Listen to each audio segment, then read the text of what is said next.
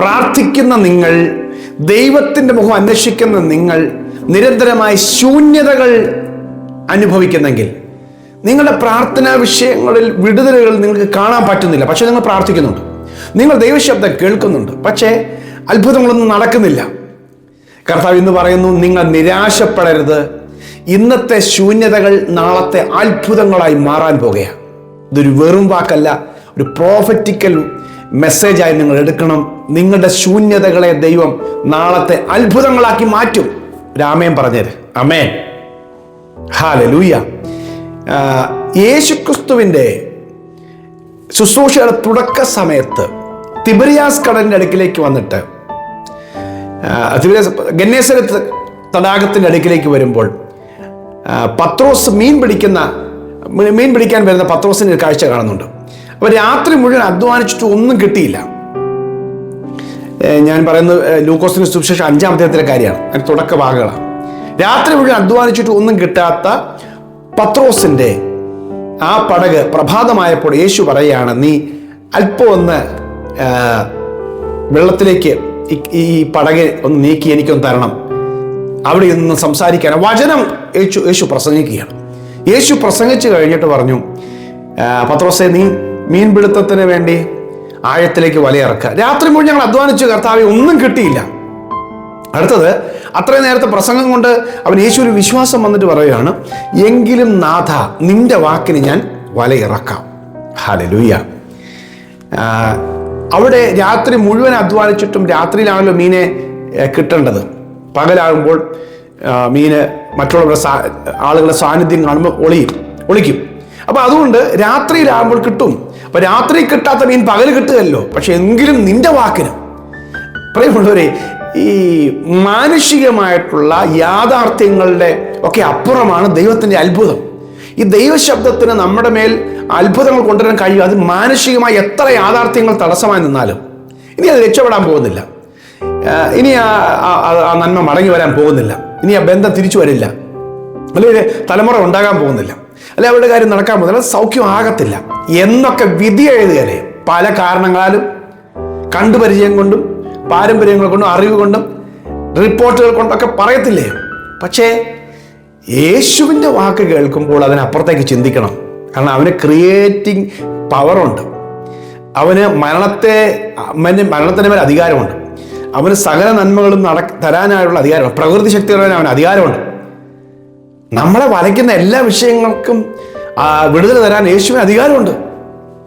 എങ്കിലും നാഥാ, നിന്റെ വാക്കിന് ഞാൻ വലയിറക്കാം. ഹല്ലേലൂയ. എന്നാ സംഭവിച്ചെന്നറിയാമോ? ആ 5-ാം അധ്യായം ലൂക്കോസ് 5-ന്റെ 6-7 വാക്യങ്ങൾ നോക്കിക്കോണേ. മീൻ്റെ പെരുപ്പം കൊണ്ട് വല കീറാറായി.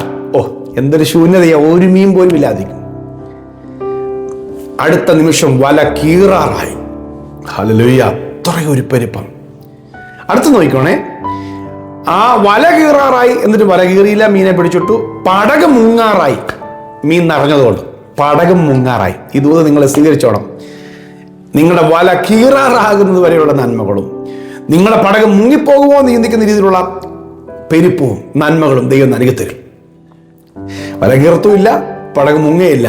നിങ്ങൾക്ക് ദൈവം അത്ഭുതം. അപ്പൊ ഇന്നത്തെ ശൂന്യതകൾ അവസാനമല്ല എന്നും ഇങ്ങനെയാണ് ചിന്തിക്കേണ്ട. ദൈവത്തിന്റെ വാക്ക്, ദൈവത്തിന്റെ വചനം, യേശുവിന്റെ വചനം വിശ്വസിക്കുമ്പോൾ അത്ഭുതം സംഭവിക്കും. ഇന്നത്തെ ശൂന്യതയെ ദൈവം നാളത്തെ അത്ഭുതമാക്കി നിറവാക്കി മാറ്റുമെന്നാണ് ഈ പ്രവചനദൂത്. ഹല്ലേലൂയ. അത് ഏത് വിഷയത്തിലാണെങ്കിലും നിങ്ങൾ ആകുലപ്പെടുന്നത് പറഞ്ഞു, എൻ്റെ ദൈവത്തിന്റെ വാക്ക് ഞാൻ കേൾക്കും, എൻ്റെ കർത്താവിനാൽ സംഭവിക്കും, അത്ഭുതം നടക്കും. ഒരു വലിയ ശൂന്യതയിലൂടെയാണ് കടഭാരം കയറി മരണം മുൻപിൽ കണ്ടുകൊണ്ട് നടക്കുന്ന ഒരു സ്ത്രീയാണ് പ്രവാചക ശിഷ്യന്റെ ഭാര്യയെക്കുറിച്ച് 2 രാജാക്കന്മാരുടെ പുസ്തകം 4-ാം അധ്യായത്തിൽ കാണുന്നു. എലീശയുടെ അടുക്കൽ വന്നു. ഒന്നുമില്ല, വീടിനകത്ത് ശൂന്യത മാത്രം. മരണമാണ് ഇനി എപ്പോഴും കാണാൻ പോകുന്നത്. അല്ലെങ്കിൽ കുഞ്ഞുങ്ങളെ പിടിച്ചുകൊണ്ട് പോവുകയാണ്. ഒരു ഭരണി എണ്ണയുണ്ട് അവിടെ. നോക്കിക്കേ, പ്രവാചകന്റെ അടുക്കൽ വന്നപ്പോൾ ദൈവത്തിന്റെ ദാസൻ പറയാ, നിങ്ങൾ വീടിനകത്തേക്ക് കയറും, വെറും പാത്രങ്ങൾ കടം വാങ്ങിക്കുക, ഉള്ള എണ്ണ പകരുക. ഓക്കെ, ആ ശൂന്യമായി പോയ പാത്രങ്ങളെ മുഴുവൻ ദൈവം നിറച്ചു. അവരുടെ കടം വീട്ടാനുള്ള പണം അതിൽ നിന്ന് ലഭിച്ചു. അവരുടെ ഉപജീവനം നടന്നു. അപ്പൊ ഇന്നത്തെ ശൂന്യത കണ്ടിട്ട് ഇത് അവസാനമാണെന്ന് ചിന്തിക്കണ്ട, മരിക്കണ്ട. നിങ്ങളുടെ തലമുറയുടെ ഇന്നത്തെ സാഹചര്യം കണ്ടിട്ടോ, അവരുടെ വിദ്യാഭ്യാസത്തിൽ മുന്നേറാൻ കഴിയാത്തത് കൊണ്ടോ, അവർ പ്രാപ്തിയില്ലെന്ന് കണ്ടതുകൊണ്ടോ അവസാനമാണെന്ന് ചിന്തിക്കണ്ട.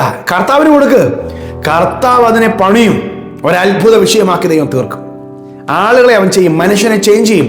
മനുഷ്യന്റെ മനസ്സ് മാറ്റാൻ ദൈവത്തിന് മാത്രമേ പറ്റുള്ളൂ. കാരണം അവനാ ഇതിനെ നിർമ്മിച്ചത്, മനസ്സിനെ നിർമ്മിച്ചത് ദൈവമാണ്. ഹല്ലേലൂയ. അതുകൊണ്ട് മാറില്ല എന്ന് പറയുന്ന പ്രശ്നങ്ങളെയോ സാഹചര്യങ്ങളെയോ മനുഷ്യരെയോ യേശുവിന് മാറ്റാൻ പറ്റും. ഹല്ലേലൂയ. ആമേൻ. യോഹന്നാന്റെ സുവിശേഷം 6-ാം അധ്യായത്തിൽ യേശുവിന്റെ പ്രസംഗം കേൾക്കാനായിട്ട് ആയിരക്കണക്കിന് ആളുകൾ കൂടിയിരിക്കുകയാണ്. ദിവസങ്ങളായി വചനം കേൾക്കുന്നു, പക്ഷെ അവർക്ക് ഭൗതികമായി അവർക്ക് ആഹാരമില്ല, ഭക്ഷണമില്ല.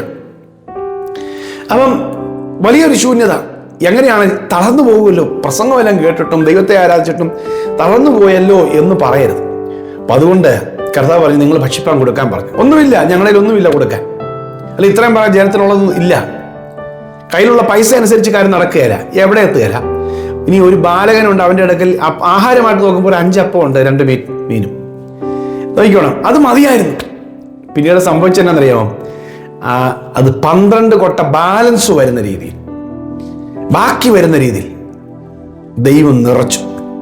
ഇത് ഞാൻ പറഞ്ഞില്ല, ഇത് പ്രവചന സന്ദേശമാണ്. നിങ്ങൾ എടുത്തു. ഇന്ന് നിങ്ങൾ ശൂന്യത കടം കൊണ്ട് നട്ടം തിരികെയായിരിക്കും. അല്ലെങ്കിൽ ആരെങ്കിലും ഒന്ന് വീട്ടിൽ വന്ന ഒരു സാധനം എടുത്തു കൊടുക്കാൻ കാണത്തില്ലായിരിക്കും. നിങ്ങളോട് ചോദിച്ചാൽ കൊടുക്കാനില്ല. അല്ലെങ്കിൽ നിങ്ങളുടെ കാര്യമോ മക്കളുടെ കാര്യമോ നടത്താൻ പോലും സാഹചര്യം ഇല്ലായിരിക്കും. പ്രവചനാത്മാവ് ഞാൻ വിളിച്ചു പറയാം, നിങ്ങൾ അനേകർക്ക് നിറച്ചു കൊടുക്കുവാനുള്ള സമൃദ്ധി ദൈവം തരും. ഒരു ആമേൻ പറഞ്ഞു. ആമേൻ. ഇത് കർത്താവ് ചെയ്യും. യേശുക്രിസ്തു മുഖാന്തരം സംഭവിക്കും. ദൈവം നിങ്ങളെ ശൂന്യമായ പടകനെ നിറയ്ക്കും. ഹല്ലേലൂയ. പക്ഷെ നിങ്ങൾ ദൈവത്തെ കൊണ്ട് നിങ്ങൾ വീട് നിറയ്ക്കണം, ദൈവ സാന്നിധ്യം കൊണ്ട് നിറയ്ക്കണം. നിങ്ങൾ ദൈവത്തിന് വേണ്ടവരാ. പത്രോസ് ഒന്നും അറിയത്തില്ലാത്തൊരു മുക്കുവനാ. നമുക്കറിയാം, മുക്കുവന്റെ കാര്യങ്ങൾ അറിയാം, അല്ലാതെ വേറെ മനുഷ്യരുമായി ബന്ധമുള്ള മറ്റു കാര്യങ്ങളൊന്നും അറിയത്തില്ല. ആയിരിക്കാം മുക്കുവന്മാരെ സംബന്ധിച്ചുള്ള ആ ഒരു രീതി അനുസരിച്ചുള്ളതെല്ലാം പത്രോസിന് അറിയാം. എന്നാൽ യേശു പറയും, നീ മനുഷ്യനെ പിടിക്കുന്നവനാകും. കഴിഞ്ഞോ പ്രിയമുള്ളവർ? ഇല്ലല്ലോ. ഈ പത്രോസല്ലേ ആദ്യം പ്രസംഗിച്ചപ്പോൾ 3000 പേരാണ് പത്രോസിന്റെ പ്രസംഗത്തിൽ സ്വാധീനിക്കപ്പെട്ട യഹൂദന്മാർ രക്ഷിക്കപ്പെട്ടത്. അപ്പോസ്തലന്മാരുടെ പ്രവൃത്തി 2-ാം അധ്യായത്തിൽ കാണുന്നു. നീ മനുഷ്യനെ പിടിക്കുന്നതാവെന്ന് പറഞ്ഞില്ലേ? ഒറ്റ ഒരുത്തനെ നിനക്ക് സ്വാധീനിക്കാൻ പറ്റിയതെന്നല്ല പറഞ്ഞത്. 3000 പേരാണ് ആദ്യത്തെ പ്രസംഗം കേട്ടപ്പോൾ രക്ഷിക്കപ്പെട്ടത്, ക്രൈസ്തവ സഭയോട് ചേർന്നത്. അതുകൊണ്ട് നിങ്ങളുടെ ഇന്നത്തെ ശൂന്യത നാളത്തെ നിറവാക്കി ദൈവം മാറ്റും. ഹല്ലേലൂയ. ആമേൻ. ഇത് നിങ്ങൾ ഏറ്റെടുത്തോ. നിങ്ങളുടെ കുടുംബത്തിനകത്ത് ദൈവം വലിയ വിശാലത തരാൻ പോവുക. എവിടെയൊക്കെയോ ശൂന്യമായി കിടക്കുന്ന മേഖലയിൽ ദൈവം നിറയ്ക്കാൻ പോവുകയാണ്. ഹല്ലേലൂയ. പ്രിയ കർത്താവേ, ഇന്നത്തെ ഈ സന്ദേശം ഈ പ്രിയപ്പെട്ട മക്കളിലേക്ക് എത്തുമ്പോൾ അവരുടെ കർത്താവെ മറ്റ് മനുഷ്യർക്ക് പരിഹരിക്കാൻ പറ്റാത്ത ശൂന്യതകൾ, കർത്താവെ റിപ്പോർട്ടുകളോ യാഥാർത്ഥ്യങ്ങളോ പറഞ്ഞുകൊണ്ടിരിക്കുന്ന അസാധ്യതകളെ ഒക്കെ മാറ്റി ദൈവികമായ സമൃദ്ധി തരുവാൻ, വിടുതൽ തരുവാൻ, നിറവ് തരുവാൻ യേശുവിന്റെ നാമത്തിൽ ഞങ്ങൾ അങ്ങനെ പ്രഖ്യാപിക്കുന്നത് സംഭവിക്കട്ടെ. എൻ്റെ ദൈവത്താൽ അത് സംഭവിക്കും.